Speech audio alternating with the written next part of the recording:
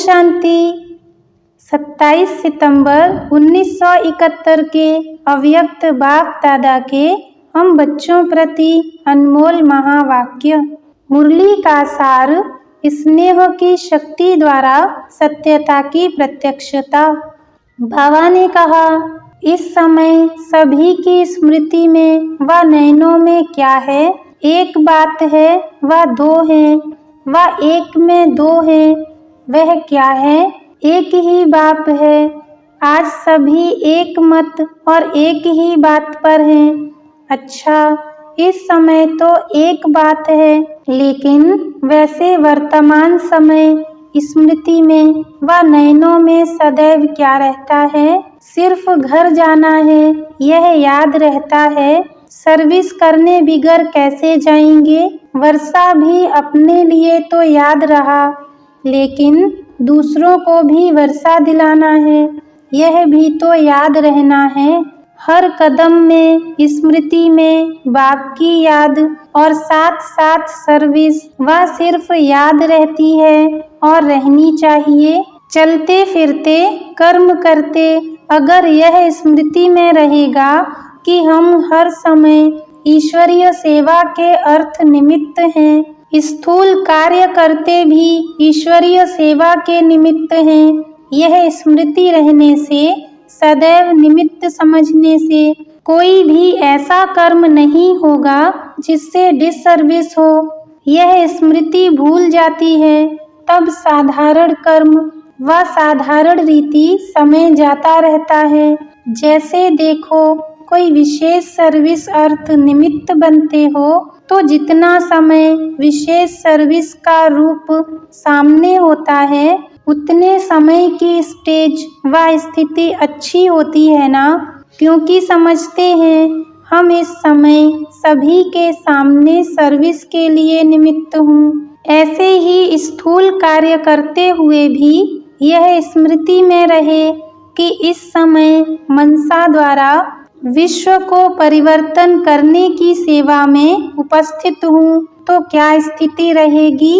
Attention रहता है, checking रहती है। इस प्रकार अगर सदा अपने को विश्व की स्टेज पर विश्व कल्याण की सेवा अर्थ समझते हो, तो फिर साधारण स्थिति व साधारण चलन व अलबेलापन रहेगा और कितना समय व्यर्थ जाने से सफल हो जाएगा। जमा का खाता कितना बढ़ जाएगा। ऐसे कोई के ऊपर बहुत बड़ी जिम्मेवारी होती है तो वह एक एक सेकंड अपना अमूल्य समझते हैं। अगर 1-2 मिनट भी व्यर्थ चला जाए तो उनके लिए वह 2 मिनट भी बहुत बड़ा समय देखने में आता है। तो सभी से बड़ी जिम्मेवारी आपके ऊपर है। और किसकी इतनी बड़ी जिम्मेवारी है जितनी आपकी इस समय है? तो सारे विश्व का कल्याण, जड़ चैतन्य दोनों को परिवर्तन करना है। कितनी बड़ी जिम्मेवारी है। तो हर समय यह स्मृति रहे कि बाप ने इस समय कौन सी ड्यूटी दी है। एक आंख में बाप का स्नेह, दूसरी आंख में बाप द्वारा मिला हुआ कर्तव्य अर्थात सेवा। तो स्नेह और सेवा दोनों साथ साथ चाहिए। स्नेही भी प्रिय है, लेकिन सर्विसेबल ज्ञानी तो आत्मा अति प्रिय है। तो दोनों ही साथ साथ चाहिए। अपनी स्थिति जब दोनों की साथ साथ स्मृति होगी, तब ही सर्विस करने के समय स्नेही मूर्त भी होंगे। लेकिन सिर्फ स्नेह भी नहीं चाहिए। स्नेह के साथ और क्या चाहिए? शक्ति रूप। शक्ति रूप तो होंगे ही, लेकिन शक्ति रूप का प्रत्यक्ष रूप क्या दिखाई देगा? सर्विस के रिजल्ट में नंबर किस आधार पर होते हैं?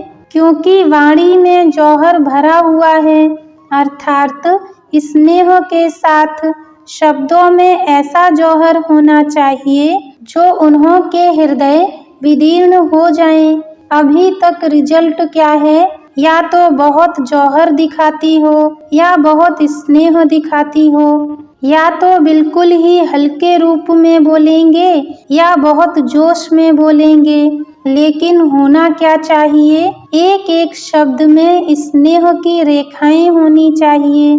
फिर भले कैसे भी कड़वे शब्द बोलेंगे तो हृदय में लगेंगे जरूर, लेकिन वह शब्द कड़वे नहीं लगेंगे, यथार्थ लगेंगे। अभी अगर शब्द तेज बोलते हैं तो रूप में भी तेजी का भाव दिखाई देता है, जिससे कई लोग यही कहते हैं कि आप लोगों में अभिमान है व अपमान करते हो।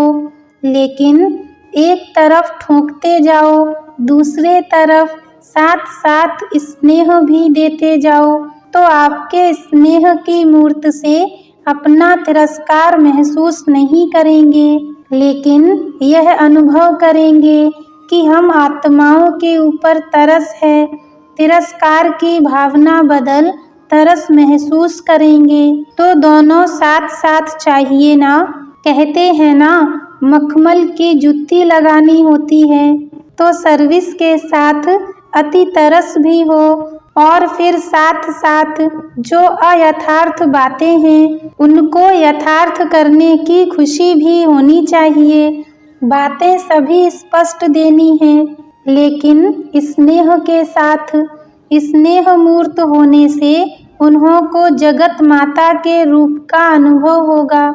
जैसे माँ अपने बच्चों को भले कैसे भी शब्दों में शिक्षा देती है, तो माँ के स्नेह कारण वह शब्द तेज व कड़वे महसूस नहीं होते। समझते हैं माँ हमारी स्नेही है, कल्याणकारी है। वैसे ही आप भले कितना भी स्पष्ट शब्दों में बोलेंगे, लेकिन वह महसूस नहीं करेंगे। तो ऐसे दोनों स्वरूप के समानता की सर्विस करनी है, तभी सर्विस की सफलता समीप देखेंगे।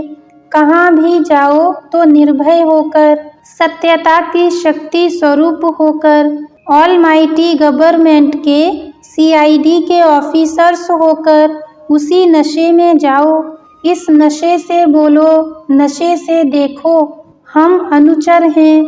इसी स्मृति से अयथार्थ को यथार्थ में लाना है, सत्य को प्रसिद्ध करना है, न कि छिपाना है। लेकिन दोनों रूप की समानता चाहिए। किसको देखते हो व कुछ सुनते हो तो तरस की भावना से देखते सुनते हो, या सीखने और कॉपी करने के लक्ष्य से सुनते देखते हो। आजकल की जो भी अल्प सुख भोगने वाली आत्माएं प्रकृति दासी के शो में दिखाई देती हैं, उन्हों के शो को देखकर स्थिति क्या रहती है। यह आत्माएं इस तरीके व इस रीति रस्म में प्रकृति दासी के रूप में स्टेज पर प्रख्यात हुई हैं। इसलिए हमें भी ऐसा करना चाहिए व हमें भी इन्हों के प्रमाण अपने में परिवर्तन करना चाहिए। यह संकल्प भी अगर आया तो उनको क्या कहेंगे? क्या दाता के बच्चे भिखारियों की कॉपी करते? आपके आगे कितने भी पंप शो में आने वाली आत्माएं हों, लेकिन होवनहार प्रत्यक्ष रूप के भिखारी हैं। इन सभी आत्माओं ने बाप दादा के बच्चों से थोड़ी बहुत शक्ति की बूंदों को धारण किया है।